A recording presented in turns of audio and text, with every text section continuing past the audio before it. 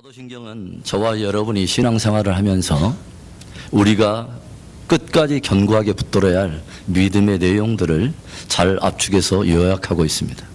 그래서 모든 교파와 모든 세대 그리고 모든 장소를 초월한 온 교회들이 지금까지 고백해왔고 또 지금도 고백하고 있고 앞으로도 고백하게 될 기독교 신앙의 뿌리요 기둥이라고 말할 수 있습니다.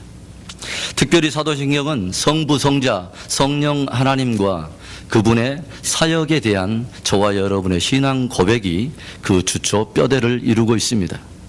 우리는 지난주에 사도신경이 어디에서 기원하고 유래되었는가, 그리고 그 가치는 무엇인가, 그리고 우리는 그 사도신경을 어떻게 실제적으로 적용할 것인가 하는 주제를 다루면서 그 안에 담겨있는 믿음의 내용들을 12가지 내용으로 분해해 보았습니다. 그 중에 첫 번째 고백이 무엇이었습니까? 전능하사 천지를 만드신 하나님 아버지를 내가 믿사오며, 이 고백은 창조주 성부와 하나님의 가장 위대한 사역 중에 하나인 창조에 대한 저와 여러분의 믿음의 고백입니다.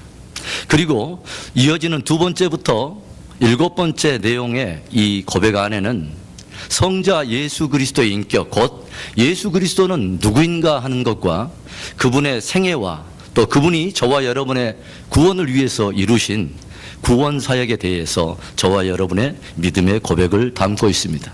그리고 마지막 8번째부터 12번째까지의 이 내용 안에는 성령 하나님과 그 성령 하나님의 사역인 바로 거룩한 공예와 성도가 서로 교통하는 것, 그리고 죄를 사해 주시는 것, 몸이 다시 사는 것, 그리고 영원히 사는 것에 대한 저와 여러분의 신앙의 고백입니다.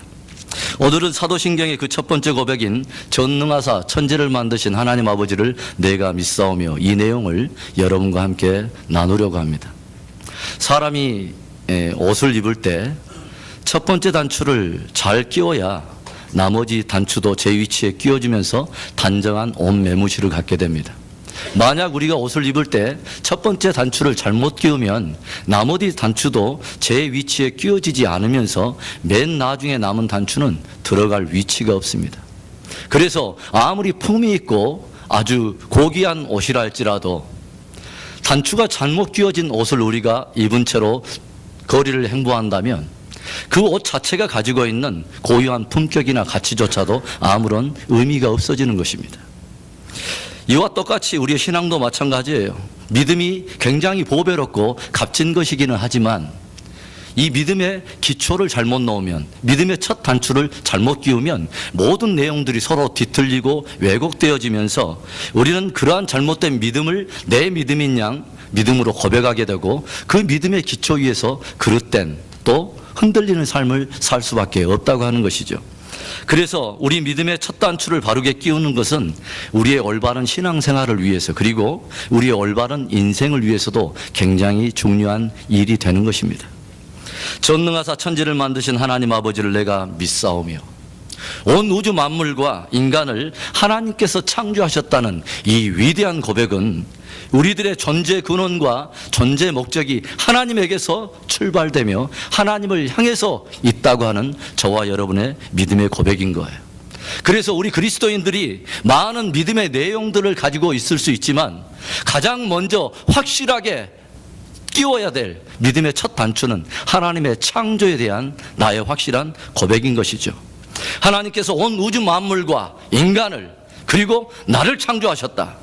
이 창조에 대한 믿음으로부터 우리의 신앙은 출발하게 되는 거고, 이 신앙의 주초 위에서 우리는 바른 인생을 건축할 수 있게 되는 것입니다. 창조신앙은 우리가 믿음의 옷을 입는 데에서 가장 먼저 끼워야 할 첫 단추인 것입니다. 오늘 사도신경의 첫 번째 고백을 함께 나누면서 저와 여러분의 신앙의 기초도 더욱 견고해지고 우리 공동체의 신앙의 뿌리도 더욱 깊어지는 은혜가 있기를 주님의 이름으로 축원합니다. 그렇다면 사도신경의 첫 번째 고백은 구체적으로 무엇을 그 안에 담고 있고 그것은 구체적으로 무엇을 의미하는 것일까요? 첫째로 사도신경의 첫 번째 고백은 말 그대로 하나님의 창조에 대한 고백입니다. 세상의 모든 종교와 철학은 각기 나름대로 우주와 인간을 이해하는 자기 나름대로의 기준을 가지고 있습니다. 꼭 철학자가 아니더라도, 그리고 꼭 우리가 종교인이 아니더라도 모든 사람은 각기 나름대로 자기가 인간을 바라보고 세상을 이해하는 자기 나름대로의 기준이 있다는 것이죠. 이것을 우리는 무엇이라고 말하냐면 인생관이라 또는 세계관이라고 말을 하는 것입니다. 그리고 부득불 사람들은 자기가 가지고 있는 그 인생관과 세계관을 기초로 삶을 살아갈 수밖에 없는 것이죠. 저의 첫 선교지 사역지였던 그 네팔은 힌두교 국가였습니다. 힌두교의 그 기초 진리는 범신론입니다. 말 그대로 만물 안에 영혼과 정신이 함께 깃들어 있고 모든 만물은 신이라고 하는 것이죠. 그래서 모든 것이 다 신이에요. 돌도 신이고 나무도 신이고 공중에 나는 새와 그리고 들에 핀 꽃들도 다 신이에요. 그런가 하면 코끼리도 신이고 원숭이도 신이고 하다못해 걸어다니는 소도 신이에요. 그래서 굉장히 소신 있는 나라예요. 그런가 하면 1년에 한 번은 개들을 섬기는 날이 있어요. 그래서 온 나라에 있는 개들이 껌목걸이를 걸고 온 카트만두 시내를 활보하면서 돌아다니는데 그날은 완전히 개판입니다. 그런데 이와 같이 그들은 모든 만물 안에 영혼과 정신이 깃들어 있다고 생각하고 많은 만물이 다 신이라고 생각하기 때문에 그들이 1년 동안 그 많은 신들을 섬기기 위해서 1년의 3분의 1을 공휴일로 정하고 그들이 신을 섬깁니다. 그리고 그들은 역시 인간도 하나의 신으로 바라보고 그렇게 이해합니다. 이것이 바로 그들이 가지고 있는 인생관과 세계관인 것이죠. 불교를 포함해서 동양의 거의 모든 종교가 바로 이 힌두교의 범신론으로부터 비롯된 것이라고 우리는 볼 수 있어요.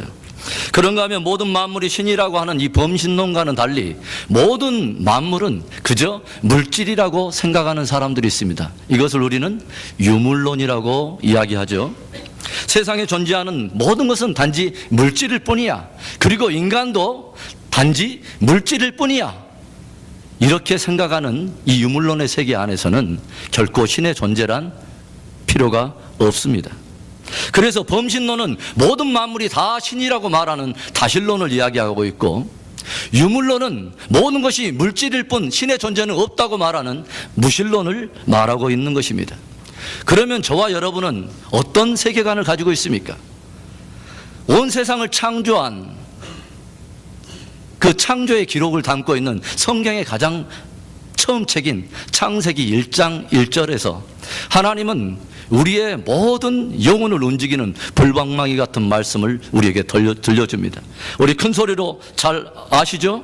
한번 외쳐보겠습니다. 시작. 태초에 하나님이 천지를 창조하시니라. 한 번 더 크게 내 영혼에 정말 그 떨리는 음성으로 하나님과 공의 앞에서 내 신앙을 고백하는 마음으로 다시 한번 크게 외쳐봅니다. 시작. 태초에 하나님이 천지를 창조하시니라. 하나님은 이 권능의 말씀 한마디로 인간들이 종교와 철학의 이름으로 거짓되게 세운 모든 이론과 철학을 다 깨버리십니다. 이 말씀 한마디가 능히 있어서 하나님은 그 한마디로 범신론 내지는 다신교적인 그 이론의 허구성을 다 깨버리시는 거예요.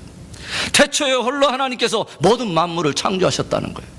모든 만물은 신이 아니라 모든 만물은 홀로 하나의 신, 그 하나님께로부터 빚음받은 피조물에 불과하다는 거예요. 성경은 분명히 하나님과 모든 만물 사이에 존재하는 절대적인, 영원히 넘을 수 없는 절대적인 차이와 구별을 우리에게 가르쳐주고 있습니다. 땅이 혼돈하고 공허하며 흑암이 깊음 위에 있던 바로 그때 하나님께서 친히 가라사대 빛이 있으라 하심에 빛이 있었고, 물 가운데 궁창이 내라 하심에 궁창이 드러나며 이것을 하늘이라 칭하시고, 바다의 모든 물들은 물 가운데 묻이 드러나라 하심에 묻이 드러나서 땅이 드러나고 그 가운데 모든 각종 씨 맺는 채소와 각종 모든 열매들이 주님의 말씀을 따라서 각기 종류대로 이 모든 것을 내었습니다. 그리고 넷째 날에는 해와 달과 모든 별들을 하나님께서 창조하시고, 다섯째 날에는 궁창에는 새가 나르라, 바다에는 물고기로 번성하라 하시며 이 모든 것이 하나님의 존귀한 권능의 말씀으로 그들 모두가 밝히 드러났던 것을 성경이 증거해 주고 있어요. 여섯째 날에는 이 땅의 모든 각종 육축과 땅에 기는 것과 모든 짐승들이 각 종류대로 내라 하시며 모든 것이 드러나고, 여섯째 날 마지막 하나님은 창조의 걸작인 우리 인간들을 지어내셨습니다. 이와 같이 보이는 모든 만물은 스스로 존재하는 것이 아니에요. 모든 것은 하나님의 권능의 말씀을 따라 우선적으로 존재하는 것이요, 오직 하나님 한 분만이 스스로 존재하시는, 바로 I am who I am, 나는 스스로 있는 자니라 라고 말할 수 있는 유일한 하나님이신 것입니다. 모든 만물은 신이 아니에요. 물질이에요. 모든 만물은 그저 하나님의 피조물일 뿐이에요. 오직 홀로 하나님이 창조주 하나님이신 것이죠. 태초에 하나님이 천지를 창조하시니라. 하나님이 이 말씀 한마디로 또한 하나님이 없다고 말하는 무신론자들, 그리고 하나님은 도무지 인간들이 이해할 수 없다고 말하는 불가지론자들의 허구성을 깨버립니다. 하나님이 없는 것이 아니라 태초부터 하나님은 계셨고, 그 하나님은 모든 만물을 창조하셨고, 지으신 모든 만물은 자기를 지으신 일을 밝히 드러내고 있기 때문에 하나님을 알 수 없는 것이 아니라 모든 자연 만물을 우리가 믿음의 눈을 열어서 보기만 한다면 그것을 지으신 창조주 하나님을 우리는 고백할 수 있다고 하는 거예요. 로마서 1장 20절의 말씀을 우리 한번 읽어보겠습니다. 창세로부터 그의 보이지 아니하는 것들 곧 그의 영원하신 능력과 신성이 그 만드신 만물에 분명히 보여 알게 되나니 그러므로 저희가 핑계치 못할지니라. 아멘. 보이는 존재하는 모든 피조물은 그 존재 자체로 자기를 지으신 일을 드러내고 있습니다. 여기에 펜이 하나 있어요. 제 펜입니다. 네. 그런데 이 펜은 이 존재 자체로 뭐예요? 이 펜이 존재하고 있다는 것은 이것을 만드신 이가 있다는 거예요. 그렇죠? 그런다면 이 마이크가 존재하는 것은 이 마이크를 지으신 이가 있다는 것을, 이 마이크는 이 존재 자체로 그를 증명하고 있는 것입니다.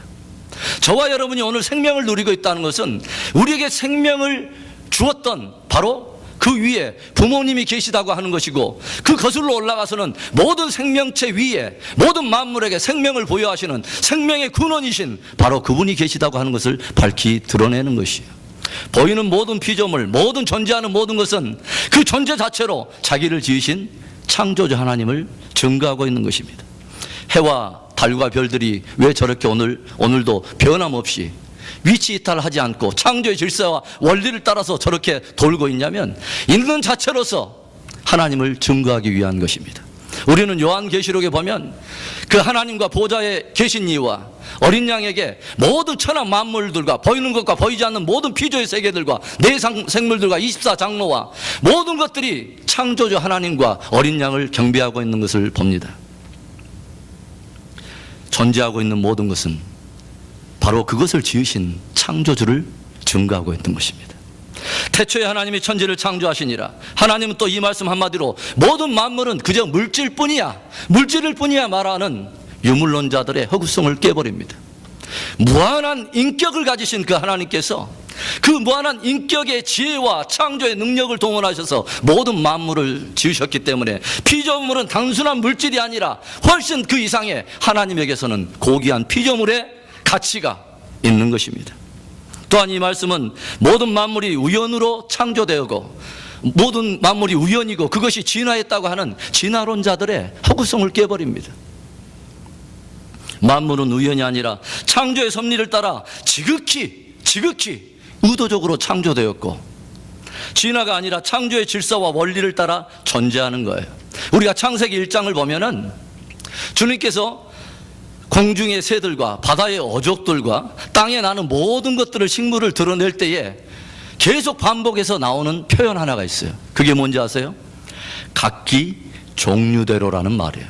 각기 종류대로. 그래서 땅은 풀과 씨 맺는 채소와 각기 종류대로 씨 가진 열매 맺는 과목을 내라. 날개 있는 새들은 또 종류대로 번성하며 땅에 있는 바다에 있는 그 물고기도 뭐요? 각기 종류대로 번성하라고 주님이 말씀하셨어요. 각기 종류대로. 그래서 하나에서 다른 것으로 진화해서 성장한 것이 아니라 하나님께서 창조하실 때는 각기 종류대로 아예 따로 구별해서 창조하셨다는 거예요. 해와 달과 모든 별들도 따로 창조하시고 별들과 별들도 서로 다른 위치에서 각기 다른 역할을 감당하도록 하나님께서 의도적으로 창조의 질서와 원리를 따라 창조했다는 거예요. 전능하사 천지를 만드신 하나님 아버지를 내가 믿사오며, 이 신앙 고백의 1조 이 첫 번째 이 고백은 저와 여러분이 인간들이 세운 모든 거짓된 이론과 철학의 모든 것들을 다 거부하고 오직 모든 우주와 또 인간의 그 본질 또 존재의 목적이 하나님께로부터 왔다고 하는 하나님만이 창조의 주인 것을 저와 여러분이 믿음으로 고백하고 있는 것입니다. 이 세상에 존재하는 것들이 스스로 여기기를 나는 스스로 존재해, 나는 내 힘으로 스스로 존재하는 거야 라고 착각하든지 아니면 의도적으로 하나님을 거부하고 스스로 강팍한 마음을 만들어서 그렇게 고백하든지 간에 그렇게 고백한다고 그렇게 말한다고 스스로 존재하는 것이 아니라 하나님의 지으심을 받아서 의존적으로 존재하는 거예요. 그래서 이 세상에서 가장 어리석고 교만한 죄가 있다면 자신을 지은 창조주 하나님을 부인하는 것입니다. 그래서 시편 14편 1절에는 이렇게 말을 하고 있습니다. 함께 읽어봅니다. 어리석은 자는 그 마음에 이르기를 하나님이 없다 하도다. 저희는 부패하고 소행이 가증하여 선을 행하는 자가 없도다. 사람들의 삶에 죄가 가득하고 마음에 부패하고 함부로 행하는 그 근본된 죄악의 심연의 밑바닥에는 하나님이 없다고 생각하는 그 잘못된 착각 내지는 오만한 그 강팍함이 자리하고 있다고 하는 거예요. 성경이 말하는 참된 지혜를 뭐라고 말합니까? 여호와를 경외하는 것이 지혜의 근본이니라. 하나님의 존재를 인정하고 그분이 만물의 주인인 거로 모든 피조물은 그 하나님을 경외해야 하는 것입니다. 그것이 바로 인생의 지혜고 그것이 올바른 삶의 기초인 것입니다. 전능하사 천지를 만드신 하나님을 내가 믿사오며, 이 사도신경의 첫 번째 신앙 고백은 우주와 인간을 하나님이 창조하시고 저와 여러분의 존재 근원과 존재의 목적이 하나님에게서 있고 하나님을 향해 있다고 하는 저와 여러분의 믿음의 고백인 것입니다. 사도신경의 첫 번째 신앙 고백 안에 담겨진 또 다른 의미가 무엇일까요? 두 번째로 인간의 존재 근원과 존재 목적이 하나님께 있음에 대한 우리의 고백입니다. 어떤 존재가 마땅히 있어야 할 위치에서 그 존재가 감당해야 될 마땅한 일을 감당할 때 우리는 이런 말을 써요. 뭐뭐답다라는 말을 써요. 부모가 부모의 위치에서 부모가 감당할 일을 정확히 할 때 우리는 뭐라고 하냐면 부모답다라고 말을 해요. 성도가 성도의 위치에서 성도로서 감당해야 할 일을 정확히 감당하면 사람들이 뭐라고 말하면 참 성도답다라고 말을 해요. 사도행전 11장에 안디옥 교회에서 초대교회 성도들이 함께 연합하고요, 서로 이방인끼리 함께 모였지만은 모든 인종의 차별의 벽을 넘어서 서로 함께 모여 하나님을 예배하고 또 많은 사람들에게 사랑의 손길을 베풀 때 주변에 있는 세상 사람들은 그들을 뭐라고 불렀습니까? 그리스도인이라고 불렀습니다. 성도다운 성도들을 그들이 본 것이죠. 인간이 인간다워지고 사람이 사람답게 살려면 사람의 자기의 정체성과 위치, 그리고 자기가 왜 존재하는가, 존재 목적을 깨달아야 하는데, 이러한 정체성과 위치와 존재 목적을 깨달을 수 있는 길은 오직 창조주 안에서, 우리가 자기가 창조주 안에서만 자신을 발견하고 인식할 때 이것을 우리는 깨달을 수 있습니다. 물을 떠난 물고기는 결코 생명을 유지할 수 없고, 물을 떠난 물고기는 결코 그게 물고기다운 삶은 아닙니다. 모든 피조물은 하나님의 정하신 창조의 질서 안에 있을 때가 가장 피조물답게 살 수 있는 것입니다. 하나님의 창조의 역사 안에는 아름다운 질서와 원리가 있어요. 그래서 하나님께서는 첫째 날부터 여섯째 날 모든 만물을 창조하실 때 첫 번째부터 세 번째까지는 존재할 수 있는 피조물들을 위해서 공간들을 먼저 창조하시고, 네 번째부터 여섯째 날까지는 그 공간 안에 내용물을 채워내셨어요. 그리고 모든 만물이 다 창조되었을 때 하나님은 창조의 여섯째 날 마지막에 아주 특별한 존재를 창조하십니다. 다른 피조물들은 하나님의 말씀으로만 창조하시는데 이 특별한 존재에 대해서는 친히 흙으로 빚으시고 코에 생기를 불어넣어서 생명으로 존재하게 하십니다. 그런데 이 특별한 존재의 가치는 다름이 아니라 하나님의 형상과 모양이 그 안에 있다는 거예요. 그리고 하나님께서는 자신의 형상과 모양을 닮은 이 특별한 존재에게 자신이 창조했던 모든 피조물들을 다 위탁하시고 그것들을 다스리게 만드셨다고 하는 것이죠. 이처럼 하나님과 인간 그리고 모든 만물 사이에는 분명한 창조의 질서와 섭리가 있는 것입니다. 힌두교에서는 만물이 신이고 인간도 신이라고 말을 합니다. 신도 아닌데 자기가 신이 되려면 어떤 일을 해야 합니까? 신도 아닌데 신이 하려면 무엇을 해야 돼요? 분명히 하나님과 인간 그리고 인간과 피조물 사이에 존재하는 모든 창조의 질서를 따라 존재하는 그 차이와 구별을 우리가 그 차이와 그 구별에 대한 생각을 먼저 차단해내는 거예요. 그리고 스스로 의지적으로 생각을 모아서 모든 만물은 하나요, 모든 만물에는 영혼과 정신이 깃들어 있기 때문에 모든 만물은 신이라는 생각을 스스로에게 주입시켜야 해요. 그래서 힌두교 사람들은 명상을 통해서 나와 우주가 하나라고 하는 것을 끊임없이 주입시킵니다. 하나님의 창조의 세계 안에서 분명히 절대적으로 존재하는 영원토록 이것을 넘어설 수 없는 절대적인 그 차이와 구별을 다 생각을 차단하고 모든 만물은 하나라는 생각을 명상을 통해서 끊임없이 주입시켜요. 그것이 정 안 되면 어떻게 해요? 몸을 비비 꼬면서 그 생각을 주입시켜요. 그게 뭐예요? 요가. 하나님을 나의 구주로 섬기고 하나님이 모든 만물을 창조하신 창조주로 섬기는 그리스도인들이 해야 될 일은 아닙니다. 여러분 혹시 명상원 다니신 분이나 요가를 몸매 가꾸기 위해서 다니신 분들은 그만두실 수 있기를 바라요. 어떤 교회에서는 그 명상원이나 이 요가를 그만 다니라고 그러니까 어떤 분이 그랬대요. 저는 이미 6월까지 끊어놨는데요. 그것은 이제 스스로 알아서 하실 일이고, 모든 만물이 신이라는 세계관을 가지고 있는 사람들은 결국 그것을 기초로 어떤 인생을 삽니까? 그 모든 하나님이 지으신 피조물 앞에 고개를 조아리면서 우상을 섬기면서 뭐예요? 하나님의 창조 질서와 원리를 거역하며 살게 되는 것입니다. 그런가 하면 유물론에서는 인간은 단지 물질에 지나지 않는 비인격체로 취급을 합니다. 우리가 마르크스나 이런 사회주의 학자들의 영향을 받은 공산주의나 아니면 사회주의 국가에 가보면은 사람을 인격적으로 취급하는 법이 없습니다. 그저 사람은 하나의 물질이에요. 폐타이어가 되면 다시 새로운 것으로 갈아 끼우면 그만이에요. 우등과 열등을 함께 구분해서 열등한 것은 제거하고 우등한 것은 계속 총자를 개량해서 이 우등한 것으로 그 공동사회의 리더십들을 세우고 공동체를 이끌어가는 것이 사회주의 국가예요. 그 안에 인격은 없습니다. 열등한 민족은 없애버리면 그만이에요. 우리는 2차 세계대전 때 독일 사람들이 많은 유대인들을 잔악하게 학살하는 그 배후에 독일인들이 스스로 그 게르만족의 우수성을 밝히 드러내고 유대인들의 열등함을 제거하기 위해서 일으킨 사건이 바로 유대인들을 향한 홀로코스트 대학살이라고 하는 것을 우리가 알게 됩니다. 그래서 독일인의 유대인 학살은 유물론과 진화론이 합작으로 만들어낸 비극인 것입니다. 사람들은 각기 우주 만물과 인생을 바라보는 자기만의 인생관과 세계관이 있어요. 그리고 부득불 우리가 방금 나눈 것처럼 범신론의 인생관과 세계관을 가진 사람은 그러한 인생관과 세계관 위에서 살게 돼 있고, 유물론의 인생관, 세계관을 가지고 있는 사람은 그것으로 자기의 인생을 살아갈 수밖에 없는 거예요. 하나님께서는 우리 사람을 어떻게 창조하셨습니까?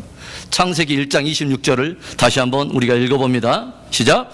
하나님이 가라사대 우리의 형상을 따라 우리의 모양대로 우리가 사람을 만들고 그로 바다의 고기와 공중의 새와 육축과 온 땅과 땅에 기는 모든 것을 다스리게 하자 하시고, 인간이 가장 존엄할 수 있는 것은 하나님의 창조 질서 안에서 자신의 정체성과 위치를 깨닫고 창조 목적을 바르게 깨달을 때, 바로 그때가 사람이 가장 사람답게, 인간이 가장 고귀한 존재로서 살 수 있는 것입니다.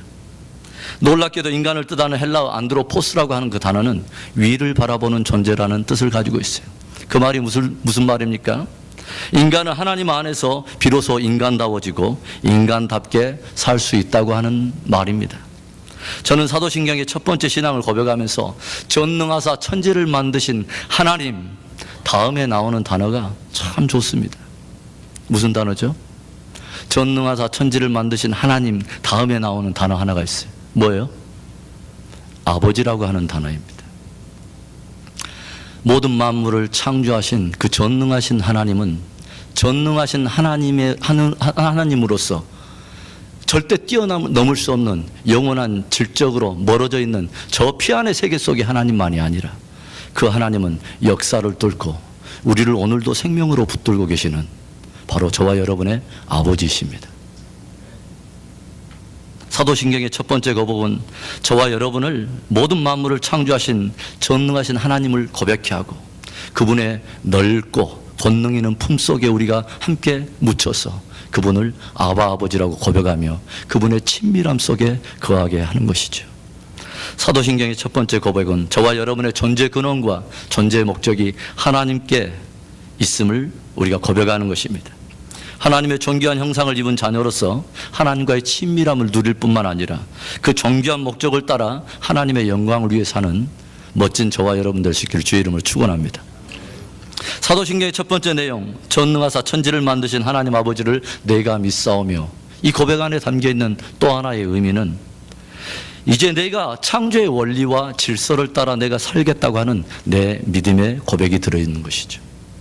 이 고백은 하나님의 창조의 역사를 믿을 뿐만 아니라 나의 존재의 근원과 존재의 목적이 하나님께로부터 비롯되었고 하나님께 있다고 하는 것을 고백했기 때문에 그 믿음대로 내가 이제는 살겠다고 하는 내 실천 의지를 담는 것입니다.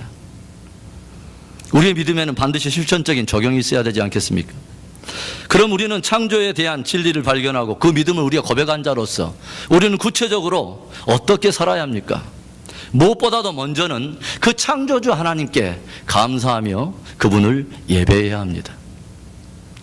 하나님께로부터 지음받은 모든 피조물들의 합당한 자세는 그 창조주 하나님의 존재를 인정할 뿐만 아니라 그분을 경외하고 그분을 예배해야 하는 것이죠. 하나님께 지음받은 모든 인간들이 창조주 하나님을 경외하고 그분께 감사할 수 있는 최고의 감사의 행위가 무엇일까요? 그것이 바로 예배인 것입니다. 우리는 하나님께서 이스라엘 백성들을 애굽 종살이 400년의 종살이로부터 그들을 구원해 내신 이후에 시내산에 이르렀을 때 하나님께서 모세로 하여금 이 모든 백성들에게 안식일을 지키게 하라 하는 명령을 주시면서 그 이유에 대해서 이렇게 말씀하시는 것을 우리가 보게 됩니다. 출애굽기 20장 11절 말씀입니다. 읽어봅니다. 이는 나 여호와가 하늘과 땅과 바다와 그 가운데 모든 것을 만들고 쉬었음이라. 그러므로 나 여호와가 안식일을 복되게 하여 그날을 거룩하게 하였느니라. 왜 하나님께서는 창조신앙과 이 안식일을 연결해서 지금 말씀하고 계실까요? 하나님께서도 엿새 동안 모든 만물을 창조하시고 일곱째 날에 안식하심으로 인해서 안식일을 주기로 살아가는 우리 믿음의 사람들의 삶의 한 모델을 우리에게 보여주시고, 정말 우리가 창조주 하나님을 믿는 창조신앙을 고백하는 사람이라면 우리의 안식일을 지키고 거룩한 예배로 하나님께 영광을 올리는 것으로 우리의 창조신앙을 드러내라고 하는 것입니다. 그래서 우리가 하나님의 창조를 고백하고 믿는 것은 그분을 경외하고 감사할 뿐만 아니라 무엇보다도 주의를 거룩히 지키고 예배로 주님을 영화롭게 해야 될 우리의 사명이 있는 것입니다. 또 우리가 진정으로 하나님의 창조 원리를 발견하고 그 창조를 믿는다면 어떻게 살아야 합니까? 무엇보다도 하나님의 창조의 걸작으로 지으신 하나님의 형상과 모양을 따라 지음받은 바로 사람들을 사랑해야 합니다. 인간은 신이 아니에요. 그렇다고 해서 물질도 아니에요. 하나님의 창조의 원리 안에서는 인간은 범죄하여 연약함에도 불구하고 신자와 불신자를 다 물러나고 여전히 하나님의 형상과 모양이 담겨있는 고귀한 하나님의 사람들인 것이죠. 그래서 우리 믿음의 공동체 안에서는 당연하겠지만 세상 속에 나가서 비록 불신자라 할지라도 우리는 그들에게 선하게 대해야 되고 정말 사랑으로 우리는 대해야 하는 것입니다. 하나님의 창조를 고백하는 우리들 안에서 인종차별이 있다거나 아니면 외모를 보고 사람들을 취하거나 아니면 사람을 착취하거나 압박하거나 강요하는 일들이 있어서는 안 됩니다. 그래서 우리 하나님께서는 믿음의 사람들이 마지막 주님 앞에 설 때, 주님의 심판 때 설 때 주님께 받게 될 하나의 질문을 한 비유 안에 담았던 이야기를 알 수 있습니다. 너희 가운데 지극히 작은 이 소자 하나에게 한 것이 곧 나에게 한 것이며 이 작은 소자에게 하지 않는 것이 곧 나에게 하지 않는 것이니라는 주님께서 사랑과 뭐예요? 다른 사람을 향한 섬김의 마음을 우리에게 도전하고 있는 것을 보게 됩니다. 누가 영혼을 깊이 사랑하고 누가 세상을 그렇게 사랑하며 섬길 수가 있을까요? 하나님의 손길로 빚어진 하나님의 고귀한 형상을 하나님의 손으로 빚었다고 하는 창조신앙이 있는 사람들이 우리가 이웃을 사랑하고 세상을 섬길 수 있는 것입니다. 우리가 창조신앙을 고백하는 사람이라면 또 어떻게 살아야 합니까?